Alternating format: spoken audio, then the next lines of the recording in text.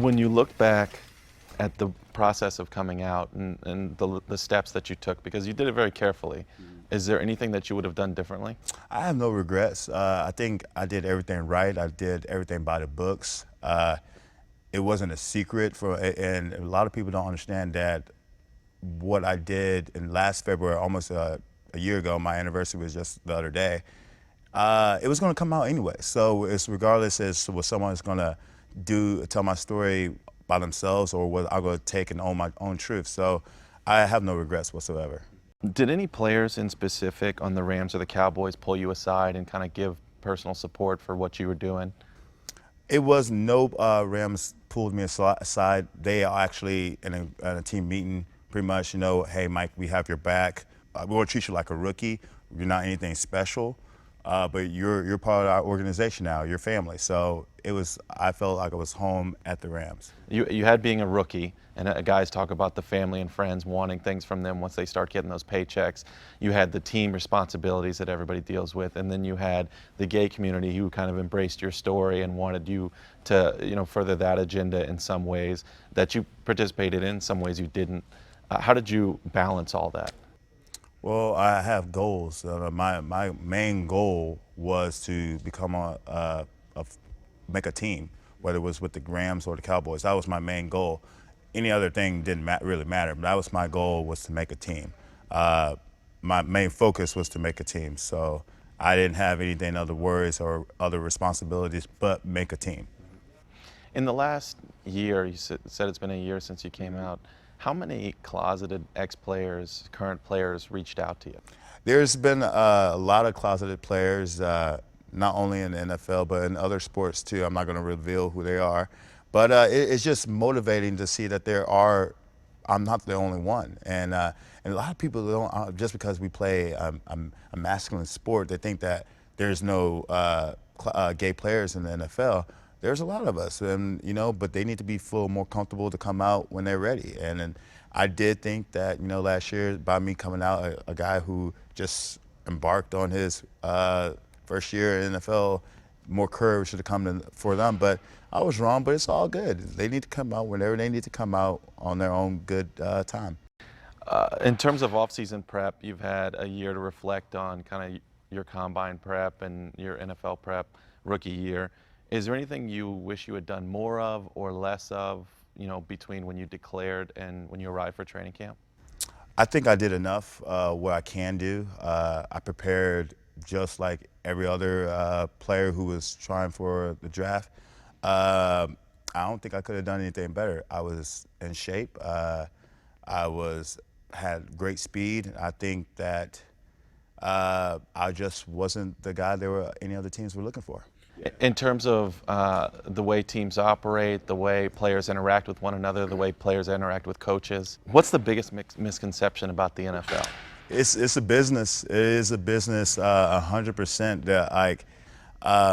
Being at the Rams, I learned that you could be here today and you be gone tomorrow. The same thing with Cowboys, and all you had to do is just work. You got to come into work like every day, like tomorrow may be your last day. So you have to perform and do every rep, whatever you have to do. Especially when being on scout team at the Cowboys, for instance, you could get cut any moment. So I have to make sure I do this play 100%, so I won't even think about getting cut to that next day. So it's tough. It's an ugly business, but I mean it is. Your mindset is nothing personal. It is a business. You can't sit in the back of the line in drills. Exactly. No, you can't, and you can't take no plays off. I mean, if you got to take a play off, you got to make sure you got to take that one play off, thinking in your mind that you might get cut that next day because you took that one play off. You can see that one play can change the difference. You go back in the Super Bowl, like that one play. One play can mean a whole lot. Did you see, and when you were watching NFL games this season, young offensive tackles that you had beaten in the SEC and think, like, I should be out there on that field with those guys? Man, I don't like to think like that. I mean, I would have loved to have been out there and help a team, any team, I'm a team that I know I could be very helpful. Hopefully I'll get that chance in the coming months. But I mean, looking back, I just wish I was out there. A lot of my former teammates from Mizzou was playing, and Justin Britt, who was playing his first Super Bowl, and he's a rookie. It was amazing seeing him. Yes, I wish I was had a chance to be out there on any team doing what, even if it was practice squad. But all I just know, very determined to keep my grind and try to get back out there.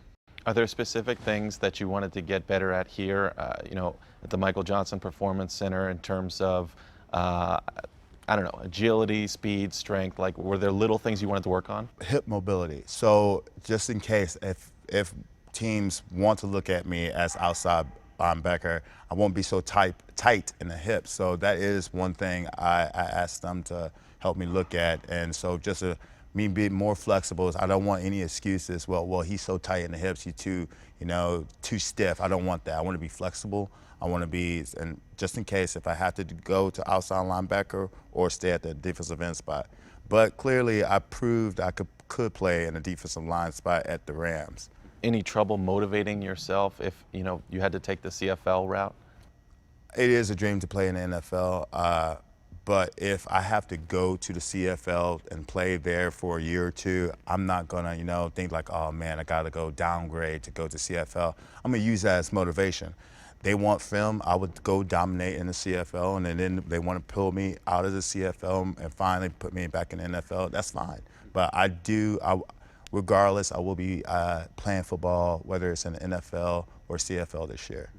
You're the first guy in your family to go to college. You got a degree in communications. Why not give up on this sport and start, the rest of your life? What is it that draws you to it so much? First off, because I'm not a quitter. I've never been a quitter. I'm a competitor. I got here for competing throughout my whole life, and I'm going to continue on competing. But it's not just for me. And other people who supported me, little kids who saw the courage I did from last year, and if I can't quit. I can only quit when these legs are broken and I can't freaking pass rush anymore. That's when I quit. But until then, I'm going to keep on fighting. I was going to ask you how long you were going to keep on fighting, but you got the answer. Thanks, man. Thank you, bro. Yeah.